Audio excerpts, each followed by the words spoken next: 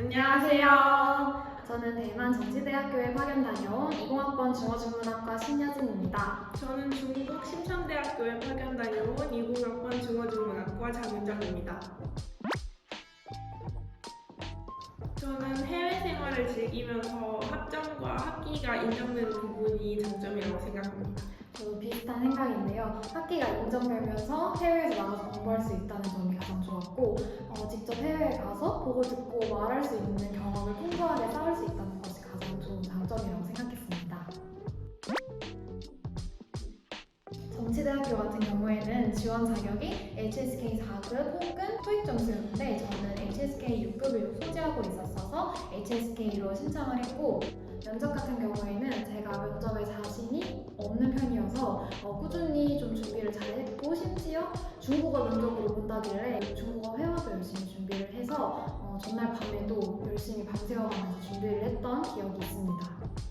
우선 심천대학교에서는 중국어 가능자를 뽑았는데요. 저는 어학 자격증은 없지만 아주 기본적인 회화 실력만 있었고 면접을 볼 때 밝고 당당하게 보면 면접관분들께서 좋게 봐주실 것 같아서 당당하게 임했습니다.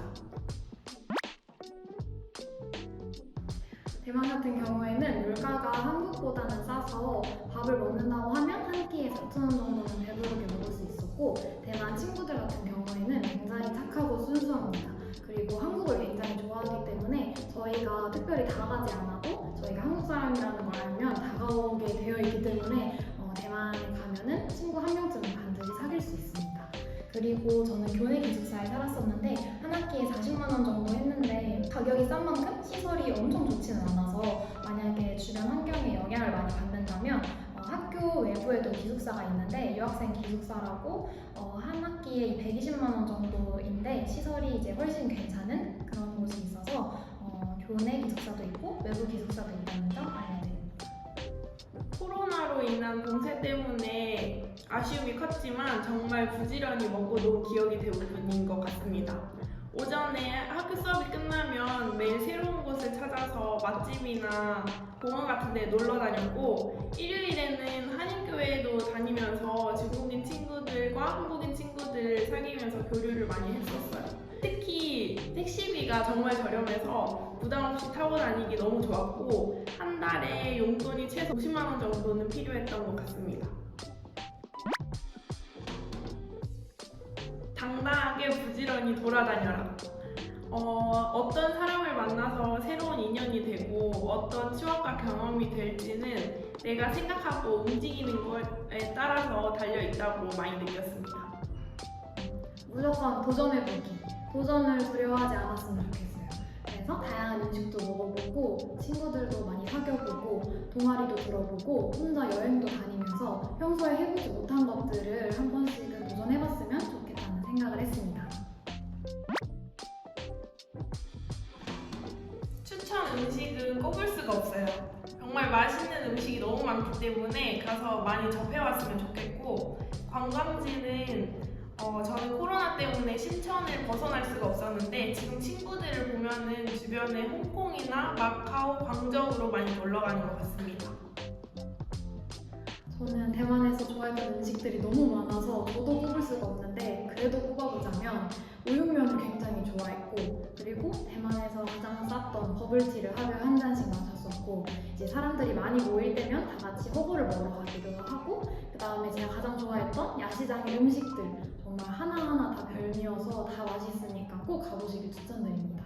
그리고 관광지는 맛집을 많이 가고 싶다면 하이난을 추천드리고 멋진 경치를 보고 싶다면 까오슝을 추천드립니다. 그래서 그 두 군데가 같이 있어서 여행하기 좋으니까 꼭 한번 가보시기를 추천드립니다.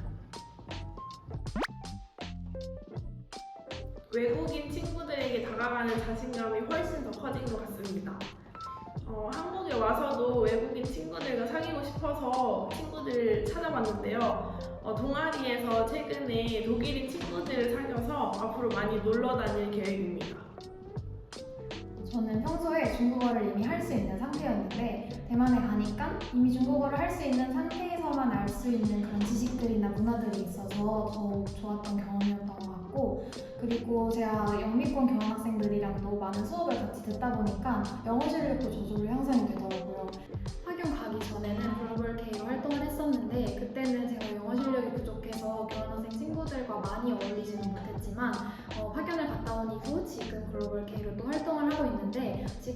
많은 교환학생 친구들과 여행도 다니고 깊이 있는 대화도 가능해져서 더 좋은 경험이 된 것 같습니다. 우선 심천대학교는 도심에 있어서 놀러 나가기 너무 좋았고 날씨는 겨울에 낮에는 너무 따뜻했지만 밤에는 잘 때 추워서 전기 매트랑 좀 기모 옷이 필요했던 것 같아요. 학교의 장점은 일단 학교가 큽니다. 그리고 주변에 놀러 갈 곳이 많이 있는데요. 예를 들어서 차를 마실 수 있는 차 마을이 있는데 거기를 케이블카를 타고 갈 수 있어서 정말 좋고 하이웨이에서 가장 큰 동물원이 근처에 있어서 동물원도 갈 수 있다는 점이 가장 좋습니다. 그리고 단점 또한 학교가 크다는 건데요. 저희 강의동부터 기숙사까지 도보로 20분 정도 걸려서 이동의 불편함이 조금 있고 저희가 시내이긴 하지만 산이 많고 외곽 쪽이어서 비가 좀 많이 올 수 있다는 점이 단점인 것 같습니다. 저는 중국 지도 어플을 준비하고 갔으면 좋겠습니다. 중국인들이 많이 사용하는 지도 어플이 바이두 지도라고 알고 있고 그리고 한국인들 사이에서는 고덕 지도를 많이 쓴다고 들었는데 제가 구글맵만 믿고 가다가 10분 거리를 2시간 헤매고 갔던 기억이 있기 때문에 안전을 위해서라도 고덕 지도를 다운받고 갔으면 좋겠습니다. 그리고 신천대학교에는 볼링장이랑 수영장, 골프장 등 체육시설이 정말 다양하고 그리고 한 학기에 4만 원 정도 지원해주기 때문에 알차게 누리고 왔으면 좋겠습니다. 저는 3가지가 있는데요. 첫 번째는 수강 신청 방법입니다.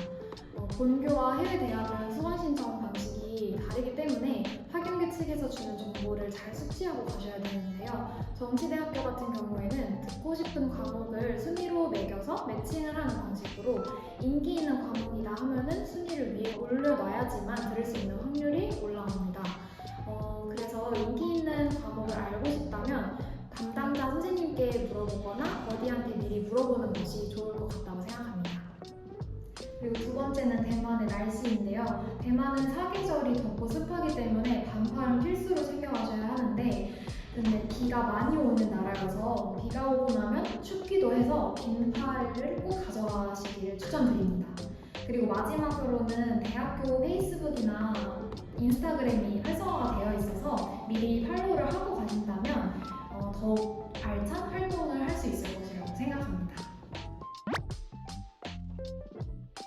해외를 다녀오는 건 기회를 만들어서라도 다녀와 봤으면 좋겠고 다녀오면 여러 면에서 스스로 성장할 수 있는 경험이라는 걸 느낄 수 있을 거예요.